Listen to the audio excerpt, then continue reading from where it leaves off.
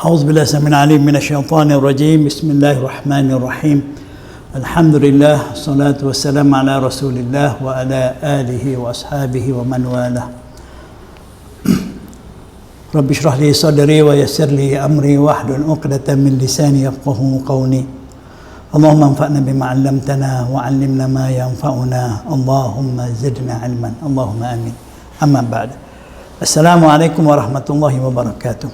Muslimin dan muslimat yang dirahmati Allah, alhamdulillah, segala pujian, segala sanjungan hanya layak dan tertentu bagi Allah Subhanahu wa taala, Rabbuna wa Rabbus samawati wal ardh, Rabb kita, Rabb langit dan bumi, yang maha berkuasa, yang maha esa, yang telah melimpahkan kepada kita rahmatnya, nikmat kurniaannya, kelebihan dan anugerah daripadanya yang tidak terhitung banyaknya. Marilah sama-sama kita mendidik diri kita agar sentiasa meletakkan diri kita sebagai hamba yang sentiasa bersyukur kepadanya atas setiap nikmat yang dikurniakan dan sentiasa redha dengan setiap ketentuannya terhadap kita. Semoga Allah Subhanahu wa taala sentiasa merahmati kita, memberikan kita taufik dan hidayah, meletakkan kita di tempat yang sewajarnya sebagai hamba agar kita sentiasa terpelihara dari apa jua kejahatan dan keburukan. Alhamdulillah, meneruskan bicara ilmu Yayasan Bushra, siri pemahaman dan penghayatan akidah. Kali ini kita masih lagi membicarakan tentang bagaimana Al-Quran, ayat-ayat Al-Quran, kalam Allah SWT memperkenalkan kepada kita mengenai Allah sebagai Rabb, Allah sebagai Rabb. Kita telah mengetahui bagaimana Allah memperkenalkan dirinya sebagai Rabb yang Maha Esa, Rabb yang Maha Berkuasa, Rabb yang Maha Esa mencipta makhluk-makhluknya dan mengurus tadbir segala urusan makhluknya, Rabb yang Maha Berkuasa melakukan sesuatu mengikut kehendaknya, mengikut kehendak dan kemahuannya, dan Rabb yang Maha Berkuasa menghidupkan dan mematikan makhluk-makhluk ciptaannya. Inilah di antara hak Allah Ta'ala sebagai Rabb yang perlu kita kenali, dan ada banyak lagi perkara yang Allah Ta'ala memperkenalkan kepada kita melalui ayat-ayat Al-Quran yang perlu kita perhatikan, baca, teliti, fahami dan kita hayati agar kita benar-benar dapat mengenal Allah SWT, sehingga Allah menjadi yang maha besar, yang maha agung, yang maha kita cintai dalam hati kita. Baik, kita pergi pada perkara yang keenam. Allah SWT melalui firman-firmannya, kalamnya dalam Al-Quran, Allah memperkenalkan kepada kita bahawa dia adalah Rabb yang maha pengurnia, pemberi rezeki kepada semua makhluknya. Urusan rezeki, pengurniaan rezeki adalah apa saja yang berkaitan rezeki adalah hak mutlak milik Allah, Rabb yang Maha Esa. Tidak ada siapa-siapa yang mempunyai kekuasaan atau mempunyai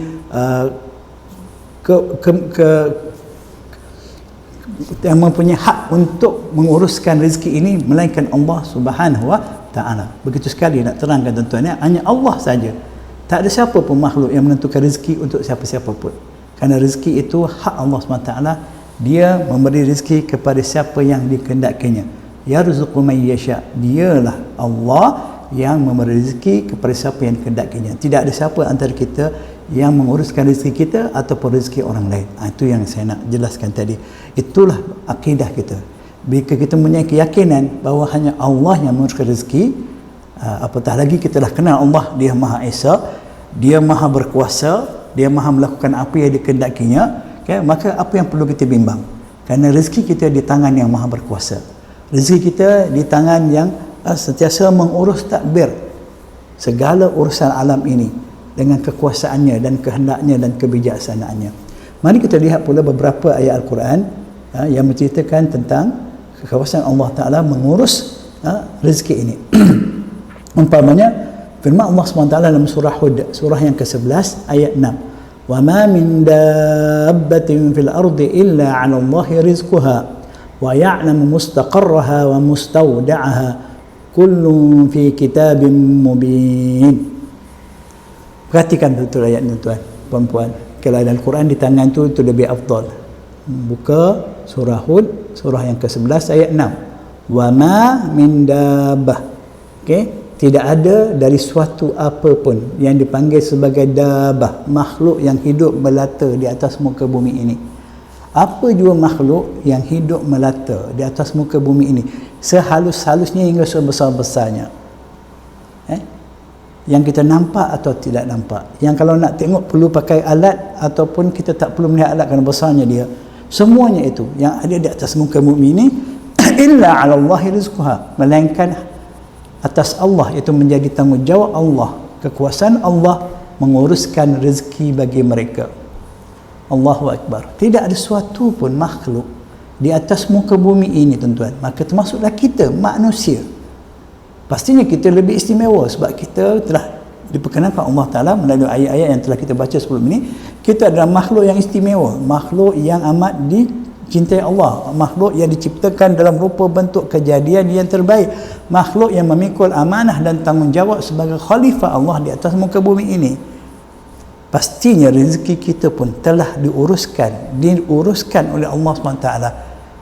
Kalaulah semua yang lain daripada manusia pun Allah menguruskannya, pasti rezeki kita pun telah ditetapkan, diuruskan oleh Allah Subhanahu Wa Taala. Dan Allah menegaskan kepada kita, wa ya'lamu mustaqarraha wa mustawda'aha. Dia mengetahui tempat berdiam, tempat tinggal, membiak habitat, dan tempat penyimpanannya.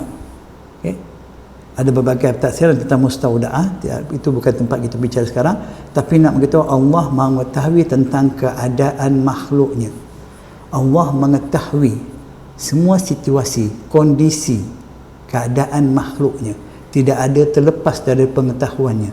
Allah yang Maha Pemberi rezeki ini, dia memberi rezeki kepada makhluknya berdasarkan ilmunya yang meliputi segala sesuatu berkaitan dengan makhluknya, tidak terlepas apapun. Allah tidak pernah terlepas daripada mengetahui keadaan kita. Allah tahu kita senang dan susah, Allah tahu kita sihat dan sakit, Allah tahu apa yang kita buat, apa yang kita berpenat lelah berusaha, dan apa saja Allah Maha mengetahuinya.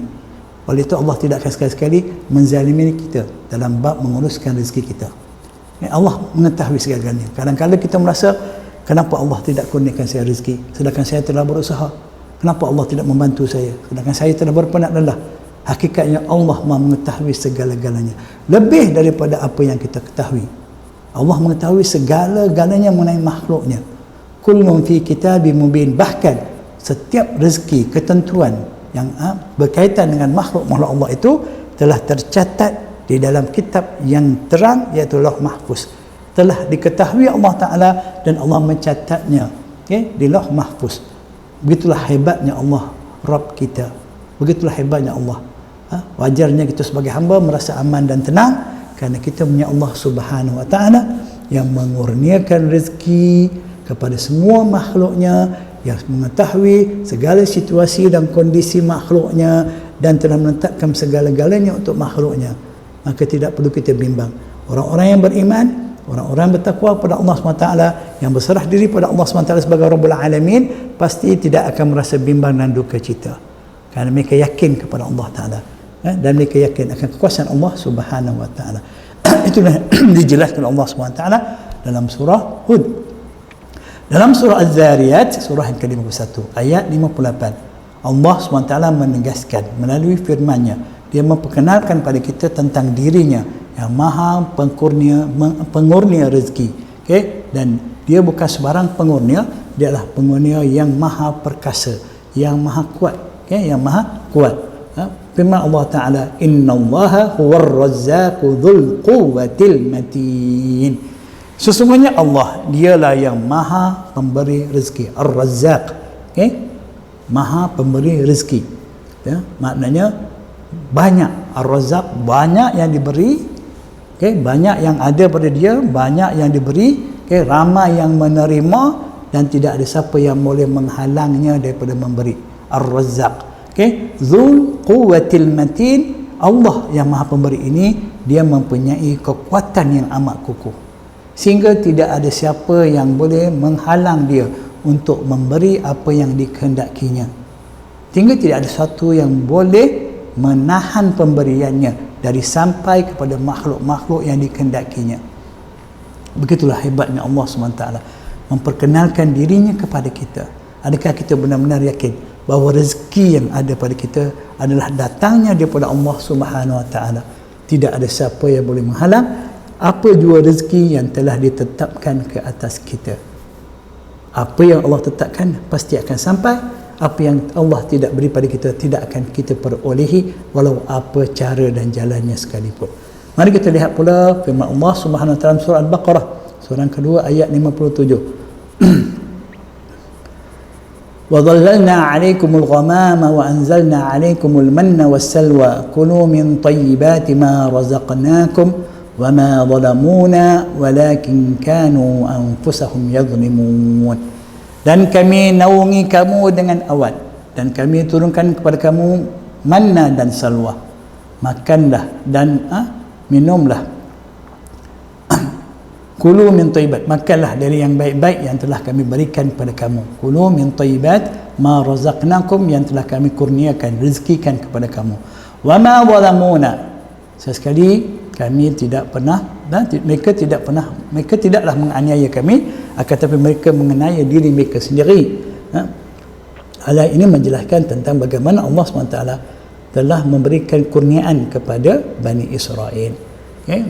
وَضَلَلْنَا عَلَيْكُمْ غَمَامًا وَأَنزَلْنَا عَلَيْكُمْ مَنَّ وَالسَّلْوَى, pemberian Allah Ta'ala kepada mereka, rezeki daripada langit, dan Allah memerintahkan mereka makan daripada yang baik-baik, rezeki yang baik-baik yang telah Allah kurniakan kepada mereka. Namun mereka menolak pemberian Allah, tidak mensyukuri kepadanya dan tidak mentauhidkannya. Mereka sombong dan takabur kepada Allah Ta'ala. Perbuatan mereka itu tidak sekali-sekali merupakan penzaliman, penganiayaan kepada Allah. Maknanya tidak memberi apa-apa kesan kepada Allah Ta'ala, tidak memberi apa-apa kemudaratan kepada Allah, melainkan semuanya itu adalah kembali kepada diri mereka sendiri. Jadi kita yang beriman kepada Allah, mentauhid kepada Allah, sewajarnya meyakini bahawa apa jua yang kita perolehi adalah rezeki daripada Allah, dan kita dibertanggungjawab untuk makan dan minum daripada rezeki yang baik, yakni yang halal dan yang baik, yang halal dan bermanfaat yang Allah kurniakan pada kita, dan kita juga bertanggungjawab untuk mensyukuri Allah SWT dengan segala nikmat kurniaannya, rezeki pemberiannya, dengan melaksanakan perintah-perintahnya dan menjauhi larangan-larangannya. Firman-Nya lagi, ya ayyuhalladzina amanu kulu min thayyibati ma razaqnakum washkuru lillahi in kuntum iyyahu ta'budun. Wahai sekalian orang-orang yang beriman, makanlah daripada yang baik-baik, ma razaqnakum, yang telah kami rezekikan, kurniakan, berikan oleh kami kepada kamu. Washkuru lillah, dan hendaklah kamu bersyukur kepada Allah Subhanahu Wa Taala, in kuntum iyyahu ta'budun, jika benar-benar adalah kamu hanya kepadanya kamu beribadah. Ini kaitan rezeki kurniaan kepada Allah. Apabila kita meyakini bahawa Allah yang memberi rezeki pada kita, dan kita melaksanakan perintahnya agar hanya mengambil, memakan rezeki-rezeki yang halal lagi baik, dan kita bersyukur kepadanya, iaitu berterima kasih kepada Allah, memujinya atas kurniaannya dan menggunakan nikmat kurniaannya di jalan-jalan yang dikasihi dan redainya. Inilah bukti bahawa kita benar-benar mentauhidkan Allah di dalam beribadah kepadanya. Orang yang beribadah kepada Allah SWT sentiasa meyakini bahawa rezeki kurniaan yang ada padanya semuanya adalah pemberian Allah SWT. Orang-orang yang beriman kepada Allah SWT, mereka akan makan dan minum daripada segala perkara, makanan, minuman atau apa jua perkara yang halal lagi baik. Orang yang beriman kepada Allah, mereka akan sentiasa berusaha bersyukur kepada Allah dengan memujinya atas nikmat kurniaannya dan menggunakan nikmat kurniaannya di jalan-jalan yang dikasihi dan diredainya sebagai tanda kesyukuran mereka kepada Allah. Inilah orang yang sebenar-benarnya beriman, beribadah, mentauhidkan Allah Subhanahu Wa Taala. Kita muhasabah diri kita. Banyak sungguh kurniaan Allah pada kita, rezeki yang Allah beri pada kita. Kadang-kadang di jalan yang kita tidak sangka, kadang-kadang hanya di usaha yang sedikit, kadang-kadang tanpa pemberat lelah Allah beri pada kita berbagai rezeki.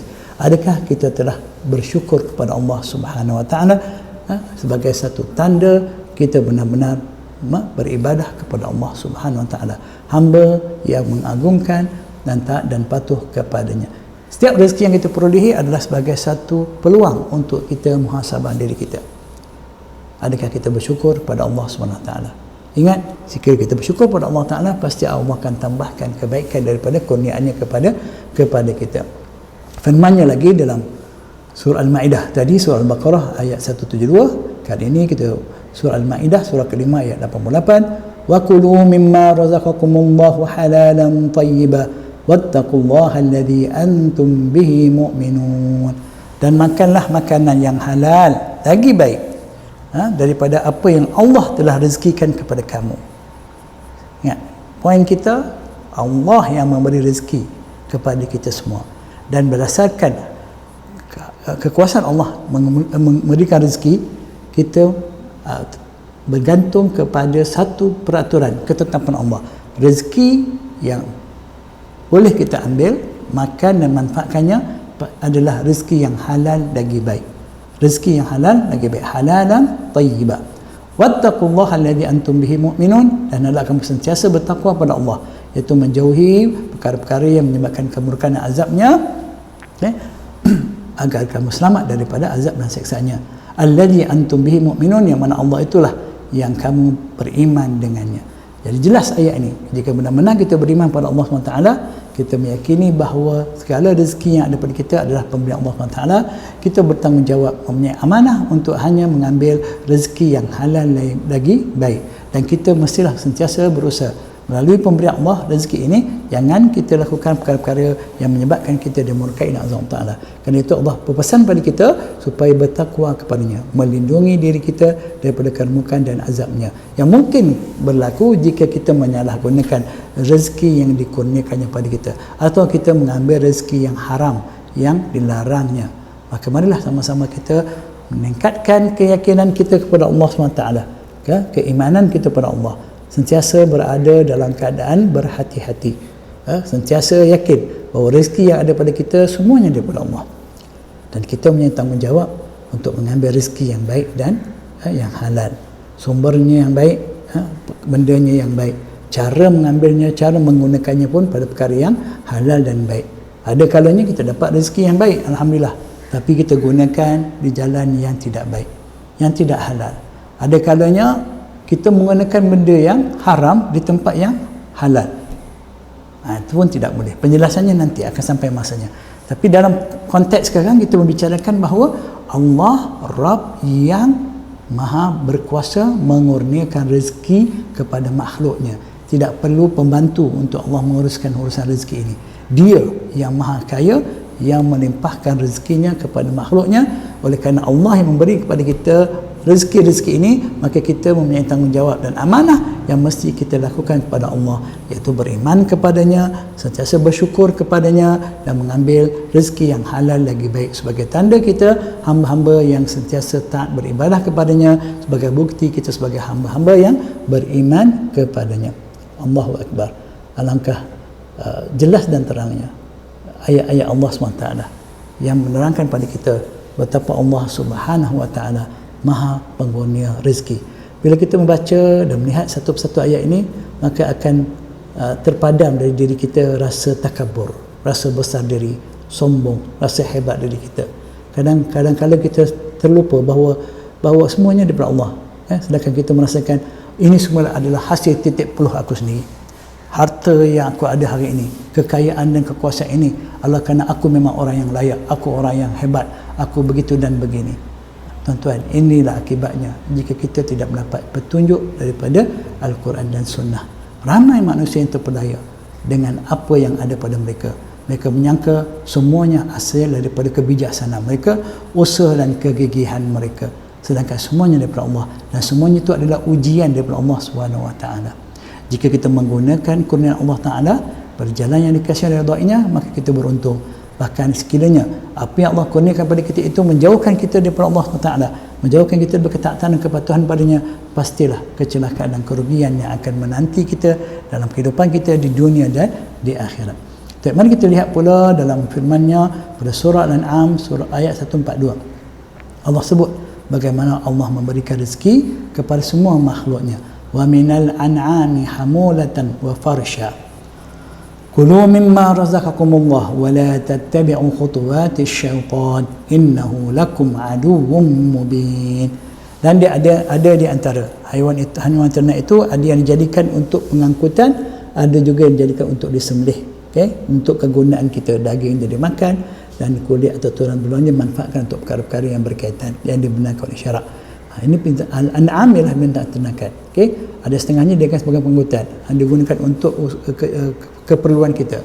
Kalau dahulu kalanya kita gunakan untuk membajak tanah dan sebagainya, seperti lembu dan kerbau, kuda untuk tunggangan, membawa barang sebagainya. Dan ada sebagainya kita gunakan untuk sumber makanan dan keperluan kita. Itu antara nikmat, contoh kurniaan Allah Ta'ala, nikmat kepada makhluknya seperti kita manusia, makhluk yang istimewa di sisi Allah SWT. Kemudian setelah menjelaskan nikmat ini, Allah memberitahu kepada kita dengan satu bentuk perintah, kulu mimma razaqakumullah, makanlah oleh kamu semua sebahagian daripada apa yang telah kami rezekikan yang Allah telah rezekikan kepada kamu. Makan apa yang Allah beri dengan rasa bersyukur kepadanya, dengan rasa betapa Allah Ta'ala maha mengurnia rezeki. Wala tattabi'u khutuwatis syaitan, jangan kamu mengikuti jejak langkah syaitan. Innahu lakum aduwwum mubin, kerana sesungguhnya syaitan itu bagi kamu adalah musuh yang nyata. Apa kaitan bab penggunaan rezeki, makan, minum dan dengan syaitan? Syaitan adalah contoh makhluk yang paling ingkar kepada Allah SWT, yang tidak bersyukur pada Allah, sedangkan Allah telah mengurniakan kepadanya berbagai-bagai nikmat pemberian. Namun nikmat pemberian yang Allah beri pada dia itu menjadikan dia sombong, merasa dia hebat, ego, sehingga dia sanggup mengingkari perintah Allah Subhanahu Wa Taala. Jadi Allah mengingatkan kita dengan nikmat-nikmat kurniaan yang Allah beri pada kita itu, jangan sampai kita menjadi seperti syaitan, seperti iblis yang menjadi sombong dan takabur. Antara asbab, faktor yang boleh melalaikan manusia, bahkan boleh menyebabkan manusia sombong dan takabur kepada Allah, ialah rezeki-rezeki kurniaan Allah Ta'ala kepada mereka. Mereka lupa kepada yang memberi pada mereka, pencipta mereka yang merezeki pada mereka. Mereka merasa besar dan takabur terhadap diri mereka sendiri. Mereka rasa diri mereka hebat. Ini yang berlaku pada hari ini. Ramai orang dengan kekayaan yang ada pada mereka, kejayaan yang mereka ada, kebendaan mereka ada, mereka lalai daripada Allah Ta'ala. Mereka tidak takut akan azab Allah Ta'ala.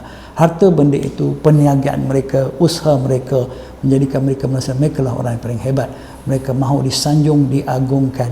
Mereka tidak mahu sekali-sekali berkongsi apa yang ada yang Allah beri kepada mereka dengan manusia-manusia yang lain, kerana kesombongan mereka. Inilah kerugian yang besar. Inilah langkah-langkah syaitan yang diikuti oleh manusia yang sombong dan takabur, yang terperdaya dengan kurniaan-kurniaan Allah Subhanahu Wa Taala. Setiap pemberian Allah itu adalah ujian untuk manusia. Allah memberi siapa saja apa yang dikehendakinya, untuk menguji manusia. Siapakah di antara mereka yang benar-benar bersyukur, atau siapa di antara mereka yang kufur. Siapa yang bersyukur akan mendapat manfaat dan kebaikan yang bertambah-tambah, berganda-ganda. Siapa yang kufur, maka azab Allah amat keras untuk mereka. Inilah yang perlu kita fahami melalui ayat-ayat yang kita baca ini, tuan-tuan. Ayat-ayat yang menyimpan maksud dan pengajaran yang begitu penting, yang mesti sentiasa kita refresh dalam hati kita. Kita segar, bila kita baca berulang kali ayat ini dengan mentadabbur, melihat makna-maknanya, kita akan dapat menghidupkan balik rasa takut kita pada Allah, rasa keyakinan kita akan kekuasaan Allah Ta'ala, akan sifatnya sebagai Rabb yang maha mengurnia rezeki kepada semua makhluk, agar kita sentiasa berada di atas jalan yang lurus yang diperintahkannya kepada kita. Jangan sampai-sampai kita terperdaya dengan nikmat kurnia Allah Ta'ala. Yakinlah, jika makhluk pun Allah beri rezeki, makhluk seperti binatang dan makhluk lain, pasti kita juga ada rezeki. Tapi rezeki yang Allah beri pada kita itu adalah ujian. Adakah kita bersyukur padanya, ataupun kita mengikut jejak langkah syaitan. Na'udzubillah min dzalik. Semoga Allah pelihara kita. Dalam surah Al-Anfal, surah yang ke-8 ayat 26, Allah SWT firman, wadhkuru iz antum qalilan mustad'afuna fil ard takhafuna an yatakhattafakumun nas fa'awakum wa ayyadakum binasrih wa razaqakum minat tayyibati la'allakum tashkurun. Dan ingatlah wahai para muhajirin, kata kamu masih berjumlah yang sedikit lagi tertindas di muka bumi, iaitu di Mekah. Kamu takut orang-orang Mekah akan menculik kamu, maka Allah memberi kamu tempat menetap tempat perlindungan iaitu di Madinah, dan dijadikan kamu kuat, jadikannya kamu kuat dengan pertolongannya, dan diberinya kamu rezeki dari yang baik-baik agar kamu bersyukur. Ayat ini asbabun nuzulnya bercerita mengenai golongan muhajirin, orang-orang Islam yang awal yang beriman dengan Nabi Muhammad SAW di Mekah. Mereka ketika berhijrah ke Madinah untuk menyelamatkan akidah mereka, mereka meninggalkan harta benda dan kekayaan mereka demi memelihara agama mereka. Mereka datang dalam keadaan yang lemah, tertindas, dan berhijrah ke Madinah. Allah membantu mereka dengan membuka hati para Ansar untuk menerima mereka sebagai saudara seagama, membantu mereka, dan memberikan mereka tempat tinggal, makan dan segala-gala keperluan. Allah yang membantu mereka. Jadi Allah Ta'ala memerintahkan kepada mereka, memperingatkan kepada mereka bahawa segala bantuan Allah, rezeki kurnia Allah Ta'ala adalah supaya mereka bersyukur kepada Allah SWT. Walaupun ayat ini turun khusus asbabun nuzulnya mengenai orang muhajirin, tetapi ayat hukumnya, pengajarannya adalah umum untuk kita semua. Bayangkan diri kita tuan-tuan, dulu kita orang-orang miskin yang duduk di kampung-kampung, rumah kayu beratapkan daun-daun, nipah dan sebagainya, membasuh kain mandi dan sebagainya di sungai. Hari ini kita duduk di bandar, rumah kita besar dengan segala segi kemudahan yang Allah berikan pada kita. Kita punya kenderaan, kita punya segala-galanya. Semuanya adalah pemberian Allah Ta'ala kepada kita supaya kita bersyukur. Tapi kadang-kala apabila kehidupan kita semakin bagus dan baik secara zahirnya, ia menjadi asbab kita semakin jauh daripada Allah.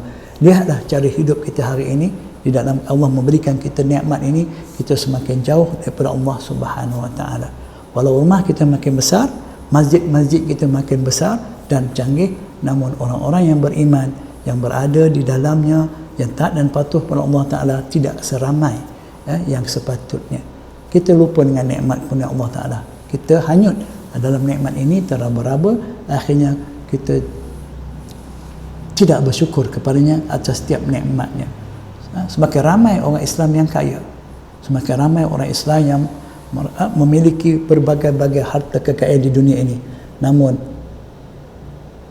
mereka tetap tidak bersyukur pada Allah, Rabb yang memberi rezeki pada mereka. Mereka lupa kepada pemberi rezeki ini, bahkan mereka seolah-olah merasa mereka lah yang mempunyai dan memiliki semua rezeki itu. Asbab dari diri mereka, kehebatan, kemajuan yang mereka capai, itulah yang menyebabkan mereka hidup senang, bahagia dan sebagainya. Ini salah satu bentuk perkara yang akan merosakkan tauhid, kerana kita melupakan hak Allah sebagai Rabb yang Dia Maha Esa, yang mengenakan rezeki, dan hak kita sebagai hamba yang menerima rezeki dari Allah bukanlah melupakannya, bukanlah menyombong diri. Sebaliknya kita sepatut tunduk bersyukur pada Allah Subhanahu Wa Ta'ala. Muhasabah diri kita, lihat keadaan kita dulu dan keadaan kita sekarang. Allah memberi kita berbagai-bagai bantuan dan pertolongan, namun kita sentiasa melupakan Allah Subhanahu Wa Ta'ala. Jangan jadi orang-orang yang lupa pada Allah, kerana pasti kita akan mendapat kerugian. Tuan-tuan dan perempuan, lihatlah ayat-ayat yang kita baca ini. Pernahkah kita merasakan bahawa kita telah disentak Allah Ta'ala, diberi peringatan agar jangan kita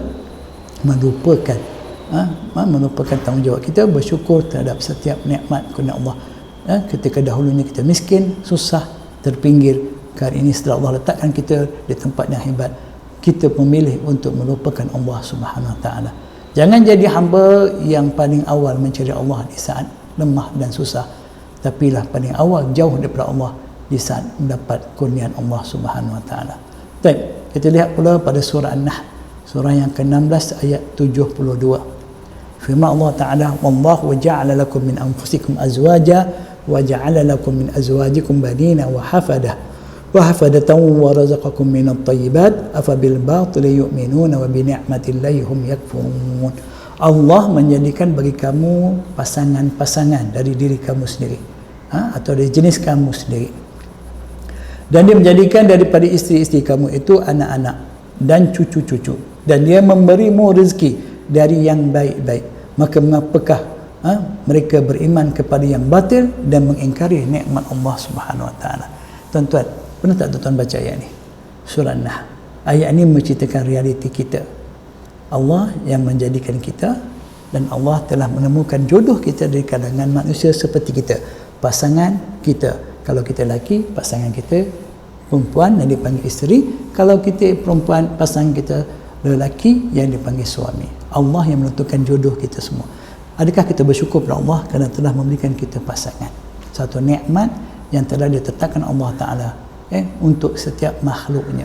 Dan ada yang diuji, tidak ditemukan jodoh. Ada yang Allah berikan nikmat di dunia ini, diberikan jodoh. Wa ja'ala lakum min azwajikum, Allah jadikan, Allah kurniakan rezeki daripada pasangan kita ini anak-anak. Alhamdulillah bagi mereka yang Allah kurniakan anak-anak. Okey, alhamdulillah. Bahkan mereka yang tidak mendapat anak lagi pun satu perkara yang perlu kita sabar dan redha. Ya, pasti ada hikmah kebaikannya. Tapi secara umumnya ramai di kalangan kita yang telah berkahwin dan mempunyai anak-anak, bahkan sehingga sudah punya anak juga, hafadatan, cucu cicit, dah bercucu cicit dah kita. Semuanya itu adalah rezeki daripada Allah. Dan warazaqakum min thayyibat, Allah kurniakan pula rezeki-rezeki untuk keperluan kita, pasangan kita, anak cucu kita, rezeki-rezeki yang baik-baik. Kemudian Allah bertanya kepada kita, tanya bukan sebagai soalan untuk mendapatkan jawapan daripada kita, tapi sebagai satu bentuk amaran dan peringatan kepada kita. Afabil batili yu'minun, patutkah setelah aku jadikan kamu manusia dan aku jadikan untuk kamu pasangan dari kalangan kamu, aku membiarkan kamu dengan dapat anak-anak dan rezeki dan cucu-cucu, aku beri rezeki untuk kehidupan kamu semua, kamu tetap meyakini yang batil selain daripada Allah Ta'ala. Kamu semakin yakin kepada harta benda, kepada keadaan dan kedudukan duniawi kamu semata-mata. Kamu seolah-olahnya beriman pada perkara yang batil, dan apa yang selain daripada Allah itu adalah batil. Apa yang selain daripada Allah adalah batil. Bila semua yang Allah bagi itu menyebabkan kamu makin jauh pada dia, bermakna kamu beriman kepada perkara yang batil, yang tidak benar. Wa bi ni'mati lahum yakfurun, apakah patut mereka kufur, engkar kepada nikmat Allah yang bagi rezeki Allah, yang menguruskan segala kerusuhan kehidupan kita sehingga kita hidup mempunyai keluarga seperti ini, semuanya adalah dengan kuasa Allah Ta'ala, Rabbul Alamin. Okay? Tapi kita tidak bersyukur pada nikmat tersebut, kita kufur pada nikmat tersebut. Kadang-kadang nikmat itu kita jadikan Tuhan yang kita teruja, kita agungkan dan besarkan. Kadang-kadang nikmat itu menyebabkan kita jauh daripada Allah Subhanahu Wa Ta'ala. Demi nikmat yang Allah beri pada itu, kurnianya itu, kita jauhkan diri kita daripada ketaatan dan kepatuhan kepada Allah SWT. Tuan-tuan muhasabahlah ayat-ayat seperti ini. Ayat-ayat ini untuk kita, bukan untuk orang lain. Ayat-ayat ini bukan untuk dikenal huruf-hurufnya, baris-barisnya, dibaca kemudian habis. Ayat-ayat seperti ini, ayat-ayat benar-benar menyentuh kehidupan kita, suatu yang realiti, yang berjejak di atas muka bumi, bukan suatu yang hayalan sebagainya. Ayat-ayat ini untuk kita, bukan untuk Arab Mekah 1400 tahun dulu atau Madinah. Ayat-ayat ini untuk kita, orang Islam, yang Islam. Lihatlah betapa besarnya kurnia Allah pada kita. Allah beri kita berbagai nikmat, dan Allah terangkan semua nikmat itu pada kita. Kita membaca nikmat-nikmat yang Allah beri pada kita, kita tahu satu persatu Allah terangkan apa yang Allah kurniakan pada kita. Itu yang terkandung dalam ayat Allah Ta'ala dalam Al-Quran. Semuanya Allah terangkan pada kita, dan Allah meminta kita agar hanya mengesahkan dia sebagai Rabb yang merezeki pada kita, dengan sentiasa beriman kepadanya, taat dan patuh kepadanya, bersyukur atas setiap nikmat yang telah kita diberikan pada kita. Namun di manakah kedudukan kita hari ini atas segala kurnia Allah Ta'ala? Adakah kita semakin dekat dengan Allah, atau kita semakin dekat dengan harta kekayaan, pangkat, darjat dan kedudukan kita? Adakah kita semakin takut kepada Allah, atau kita semata-mata takut kehilangan segala-gala dunia yang kita telah miliki? Adakah kita semakin cinta kepada Allah Subhanahu Wa Ta'ala, atau semuanya cinta kita tertumpah sebulat-bulatnya kepada materialistik, kebendaan, kekayaan, kekuasaan, harta yang ada pada kita sekarang ini? Tuan-tuan dan puan, terlalu banyak soalan yang patut kita tanya apabila kita membaca ayat-ayat Allah Ta'ala, dan tak mungkin kita akan bertanya perkara-perkara ini kalau kita tak tahu apa yang kita faham, tak faham apa yang kita baca. Tak mungkin. Sebab tu saya sentiasa tegaskan, tanggungjawab sebagai Islam bukan sekadar membaca Al-Quran, tapi mesti mengetahui apa yang dibaca, mesti mempelajari, kerana terdapat jutaan pengajaran, amaran dan peringatan, panduan dan pedoman di dalam Al-Quran untuk kita ambil manfaat daripadanya. Firman Allah Ta'ala seterusnya dalam surah An-Nahl, surah yang ke-16 ayat 114, fakulu mimma razaqakumullahu halalan tayyiba washkuru ni'matallahi in kuntum iyyahu ta'budun. Maka makanlah oleh kamu semua sebahagian daripada apa yang telah kami rezekikan kepada kamu, yang Allah rezekikan dalam bentuk yang halal dan yang baik. Rezeki Allah luas, Di antaranya ada yang halal dan baik, di antaranya ada yang sebaliknya. Kenapa? Sebagai ujian untuk kita. Siapa di antara kita benar-benar bersyukur atas nikmat kurniaannya dan beribadah kepadanya. Jadi Allah perintahkan kita memastikan, kita lihat apa yang kita makan, kita minum, kita pakai, yang kita miliki itu adalah satu yang halal dan tayyib. Bukan halal saja, ada benda yang halal tapi tak tayyib. Contohnya apa? Ayam tu binatang yang halal. Kita sembelih dia, kita makan dia halal. Tapi rupa-rupanya ayam itu ayam yang dicuri. Walaupun kita sembelih, tapi kena ayam tu ayam curi, maka dia tidak taib, dia jadi haram untuk kita, dia jadi suatu yang tidak baik untuk kita, satu perbuatan yang keji, yang berdosa. Contoh itu contohnya lah. Ada kita kena pastikan halalan tayyibah. Setiap yang halal itu tidak semestinya taib. Mungkin caranya kita mempunyai benda tu. Ayam binatang halal untuk kita makan, tapi kita curi dia, maka kita keluar daripada dikatakan halalan tayyibah, bahkan dia menjadi haram kepada kita. Dan setiap apa yang kita ambil daripada perkara yang halal dan lagi baik itu, mestilah kita jadikan asbab untuk kita bersyukur pada Allah Ta'ala. Sebab itu ada nikmat kurnia Allah kepada kita. Sentiasa bersyukur maknanya apa tuan-tuan? Memuji Allah Subhanahu Wa Ta'ala atas nikmatnya, dan sentiasa menggunakan nikmat Allah ini pada jalan perkara yang dikasihi dan diredainya. Bukan buat suka hati kita, bukan buat suka hati kita, ikut kehendak hawa nafsu kita, ikut test kita, life kita, cara hidup kita, bukan. Mesti mengikut peraturan Allah Ta'ala. Apa yang Allah kasih, apa yang Allah redha. Pastikan, barulah kita benar-benar orang yang bersyukur kepada Allah Ta'ala. Dan barulah kita benar-benar orang-orang yang hanya beribadah kepada Allah.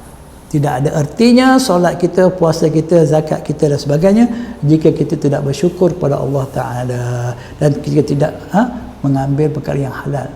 Orang yang mengerjakan ibadah seperti solat, puasa dan sebagainya, namun masih melakukan perkara yang haram, makan makanan yang haram, ada sumber yang haram dan sebagainya, mereka belum menjadi hamba yang beribadah kepada Allah, dan jauh sekali untuk menjadi hamba yang bersyukur kepada Allah Subhanahu Wa Ta'ala. Dalam surah Al-Isra, surah yang ke-17 ayat 70, Allah SWT firman, وَلَقَدْ كَرَّمْنَا بَنِي آدَمَ وَحَمَلْنَاهُمْ فِي الْبَرِّ وَالْبَحْرِ وَرَزَقْنَاهُمْ مِنَ الطَّيِّبَاتِ وَفَضَّلْنَاهُمْ عَلَى كَثِيرٍ مِمَّنْ خَلَقْنَا تَفْضِيلًا. Allah cerita tentang kita tuan-tuan, dan realiti yang kita sedang hadapi sekarang ni. Dan sebenarnya kami telah muliakan anak-anak Adam, anak cucu Adam. Kita adalah zuriat Nabi Adam AS. Tidak boleh nafikan, tidak boleh diragui. Kami angkut mereka di daratan, di lautan. Mana Allah sediakan pengangkutan, kemudahan. Allah bagi mereka ilmu, bagi mereka kemahiran untuk mengusahakan mencipta pengangkutan bagi mereka di daratan, di lautan. Hakikatnya Allah yang mengangkut kita, Allah yang menguruskan semuanya pada kita. Kami bagi mereka rezeki dari yang baik-baik. Allah bagi pada kita rezeki yang baik-baik. Allahu Akbar. Kita manusia makan makanan yang baik-baik, yang halal yang baik, berpakaian yang baik-baik. Alhamdulillah, rezeki. Beruntungnya kita menjadi manusia yang Allah uruskan. Dan kami lebihkan mereka dengan kelebihan yang sempurna atas kebanyakan makhluk-makhluk yang lain yang telah kami ciptakan. Inilah kita tuan-tuan. Dan bagaimanakah kita membalas semuanya ini? Apa yang menjadinya? Kita rasa apa yang kita boleh buat hari ini, kebijaksanaan kita, kekuasaan kita menyebabkan kita semakin lupa Allah, sedangkan Dia yang menguruskan semuanya pada kita. Dia memberikan kita ilmu, pengetahuan, kekuatan untuk hidup seperti adanya hari ini kita, dengan penuh kemudahan-kemudahan persana kehidupan amat jauh berbeza berbanding dengan datuk nenek kita dahulu. Namun kita semakin jauh daripada Allah SWT. Mereka datuk nenek kita sentiasa ingat pada Allah. Mereka menjaga solat mereka menjaga yang halal. Kita hari ini hidup di zaman yang penuh kecanggihan, segala kemudahan, namun kita mengenepikan perkara-perkara berkaitan dengan ketaatan pada Allah, perkara-perkara tanggungjawab memastikan yang halal dan yang baik, dan apa lagi untuk bersyukur dan hanya beribadah kepada Allah Subhanahu Wa Taala. Muhasabah tuan-tuan, berdasarkan ayat-ayat seperti ini. Ayat-ayat ini sebenarnya memberikan tamparan kepada kita, namun kita tak terasa tamparan ini, kita rasa kebas. Sebab apa? Sebab kita baca tak faham. Kita umpama orang kena abuse, kena abuse, dipotong, dikerat badan kita pun tak rasa apa-apa. Ayat-ayat Allah ini seperti itu sebenarnya, memberikan tamparan, sentapan daripada Allah, peringatan untuk menyedarkan kita. Tapi kita telah dibius oleh kekufuran, dibius oleh kesombongan, dibius oleh rasa tamak terhadap kehidupan dunia. Kita tak rasa apa-apa, kita syok sendiri.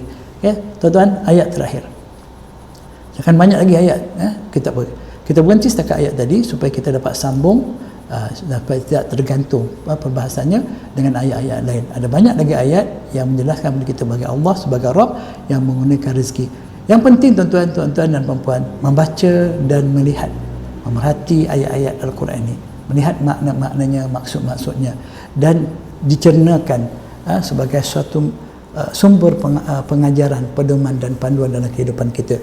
Semoga Allah bagi hidayah kepada kita agar sentiasa mempunyai kekuatan dan kemahuan mendekatkan dirinya melalui sumber-sumber wahyu daripadanya, itu Al-Quran dan Sunnah. Semoga Allah beri kita ilmu yang bermanfaat. Semoga diberikan kepada kita kekuatan daya dan upaya untuk beramal dengan segala ilmu yang dikurniakan kepada kita, sehingga kita berjaya menjadi hamba-hamba yang sentiasa bersyukur dengan setiap nikmat kurniaannya, dan menjadi hamba-hamba yang sentiasa taat dan patuh beribadah hanya kepadanya. Wallahu a'lam bishawab. Yang baik, yang benar itu daripada Allah SWT. Yang salah silap itu atas kelemahan saya sendiri. Saya mohon maaf atas kelemahan tersebut. Sekadar ini saja. Wabillahi taufiq hidayah. Assalamualaikum warahmatullahi wabarakatuh. Subhanakallah bihamdika asyhadu an la ilaha illa anta astaghfiruka wa atubu ilaik.